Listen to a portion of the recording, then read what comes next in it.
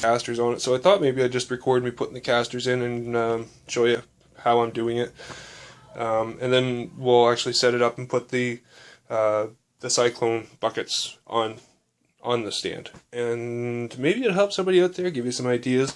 But I just thought maybe it was a good small little thing, since I don't have projects like fully ironed out of how we're gonna do this completely, so this might be a good little thing here. So let me get the camera set up so you guys can see it, and we'll drill the holes and put them in, and we'll go from there. Hold on. Alright, I'm really tall, so where I have to situate this camera, you might not see my head all the time. Keep in mind my shop is a mess and it's kind of in shambles right now because I'm still trying to make upgrades and incorporate new things into the shop to make it more organized. But yeah, we'll start. I've got my 1/4-inch drill bit here ready to go, and that is the diameter of these little pegs. You can see that. These little pegs on the these plastic casters here. So we'll get them drilled, then we'll insert these into the hole. And there's probably a better glue to use, but I'll just use wood glue because it worked pretty good for my cart I used on my joiner. So here we go. 1 second. Forgive me, I'm new to this. I totally forgot to have these important little tools here to figure out where we're actually going to drill the holes. So I glued these these little blocks on here just to give me a little more area so that they didn't happen to break out after they're installed. So I don't think 3/4 of an inch is quite enough for the 1/4-inch dowel thing that's on the casters. So we'll drill down the middle and I'll mark where we want it. These are 2.5 inches wide. So we will mark 1.25 inches in, so we're dead in the center. And this is 1.5 inches wide this way. So we'll just drill pretty much where the glue line is, and we'll do that. Turn around this way. Okay, so take our adjustable square here and move it to 1.25 inches, which is half of the 2.5 inch wide width of these blocks. So we'll put that on there, mark it, and then otherwise we'll do it for all of them. And let's just make sure that, you know, everything's lined up and it's all centered so you have maximum strength.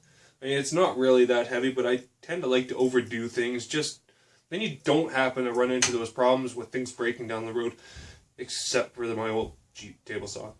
Yeah. Alright, now we're marked in this way, and I don't really need to because I can definitely see the difference between the two boards here. But I'll mark it out anyways just so we can say we did. So 3/4 of an inch in, and we'll mark it so it creates a cross here so we know exactly where we need to put our drill bit. Alright, now those are done. Probably should start a pilot hole, but this really doesn't have to be that precise. So we'll just go straight like this. And we'll probably try to drill straight, and we'll probably go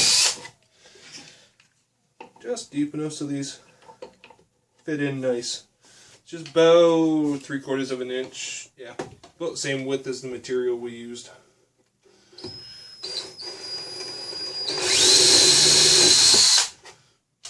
We do want to leave a little bit of room at the bottom of these holes just for the glue. A little bit extra glue set down there is not going to hurt us any. Could have just marked it out with a piece of tape, but for this, I don't think anybody's going to care.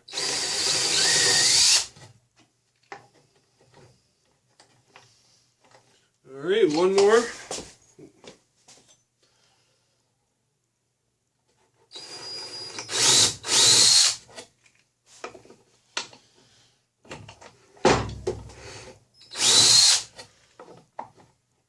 A little bit more. And a little bit more for good measure.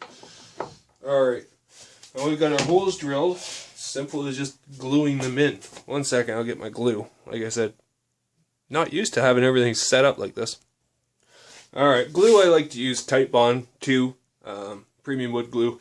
It is water resistant. I guess most applications you don't really need water resistant, but this is all they had in the shop and my home hardware, and it's what I buy. I like it. It's very strong. So simple stuff. This is probably the easiest part. You just put some glue in there. Make sure you try to get it on all the wall all the way around. Put this in. Just kind of give it a spin. Push it down. Let the glue run out.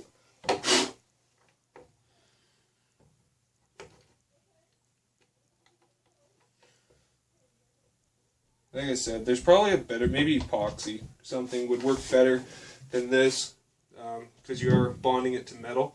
These little pegs here are metal. But I did this with, I didn't have a hardware set for the big casters I used for my cart I built for my jointer. And I just used some of this glue, and I mean it held really well. They didn't come out. They're still nice and strong. They're supporting the weight of the jointer still. So figured we might as well just do it again. Let me grab a towel here.